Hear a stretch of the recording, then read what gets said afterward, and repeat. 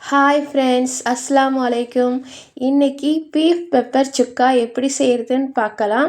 Beef pepper சுக்கா சப்பாத்திக்கு, சாதத்துக்கு, ரொட்டிக்கு எல்லாத்துக்குமே சூப்பராக இருக்கும். செய்கிறதும் ரொம்ப ஈஸியாக இருக்கும். வாங்க எப்படி செய்கிறதுன்னு பார்க்கலாம். 1/4 கிலோ பீஃப் கழுவி சுத்தம் பண்ணி எடுத்திருக்கேன். இதை குக்கரில் சேர்த்துக்கலாம். 1/4 டீஸ்பூன் மஞ்சள் பொடி, 1/2 டேபிள் ஸ்பூன் இஞ்சி பூண்டு விழுது, கறி வேகிறதுக்கு தேவையான அளவு தண்ணி சேர்த்துக்கோங்க. இப்போ குக்கரில் 6 விசில் வச்சு எடுத்துக்கோங்க. நல்ல 6 விசில் வச்சு எடுத்ததுக்கு பிறகு இந்த மாதிரி கறி 3/4 வேக்காடு வெந்திருக்கும். அதுக்கப்புறமா கடாய் எடுத்துக்கோங்க. அது சூடானதுக்கு பிறகு 3 டேபிள் ஸ்பூன் கொத்தமல்லி விதை, அப்புறமா 3 வரமிளகா, 1 ஸ்பூன் ஜீரகம், 1 ஸ்பூன் பெருஞ்சீரகம், 2 ஸ்பூன் மிளகு எடுத்திருக்கேன். அப்புறம் 1 ஸ்பூன் கரம் மசாலா பொருள் எடுத்திருக்கேன். இது எல்லாத்தையுமே நல்லா ட்ரை ரோஸ்ட் பண்ணிக்கோங்க. நல்ல பொன் நிறமாக வறுத்துருக்கணும். அப்புறமா 3 டேபிள் ஸ்பூன் அண்டிப்பருப்பு எடுத்திருக்கேன். அதையும் சேர்த்து நல்லா ட்ரை ரோஸ்ட் பண்ணி மிக்சியில் ஆறினது பிறகு அரைச்சி எடுத்துக்கோங்க. இந்த மாதிரி பொடி மாதிரி எடுத்துக்கணும். அப்புறமா ஒரு கடாயை எடுத்துக்கோங்க. சூடானதுக்கு பிறகு தேவையான அளவு எண்ணெய் சேர்த்துக்கோங்க. அப்புறம் பட்டை, ஏலக்காய் சேர்த்துக்கோங்க.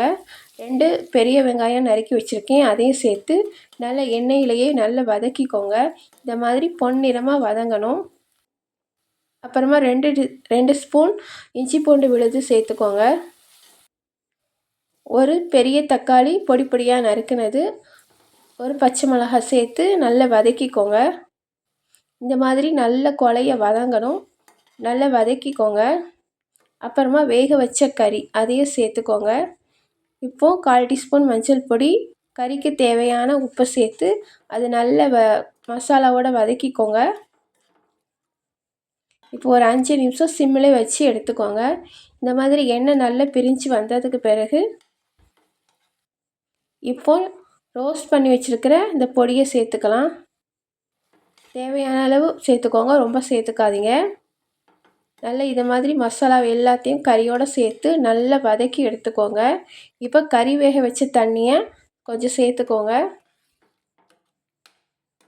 எல்லாத்தையும் நல்லா ஒன்று போல் மிக்ஸ் பண்ணி விடுங்க. இப்போ 10 நிமிஷம் வேக விட்டு எடுங்க. நல்ல கிரேவி திக்காயிடுச்சு. கறி ஏற்கனவே வேக வச்சதுனால ரொம்ப வேக வைக்கணுங்கிறது கட்டாயம் கிடையாது. நல்லா வெந்துருச்சு பாருங்கள். இப்போ ஒரு 5 நிமிஷம் சிம்மில் வச்சு இறக்கிட்டிங்கன்னா சூப்பரான பீஃப் பெப்பர் சுக்கா ரெடி. என்னுடைய சேனலை மறக்காமல் சப்ஸ்கிரைப் பண்ணிக்கோங்க.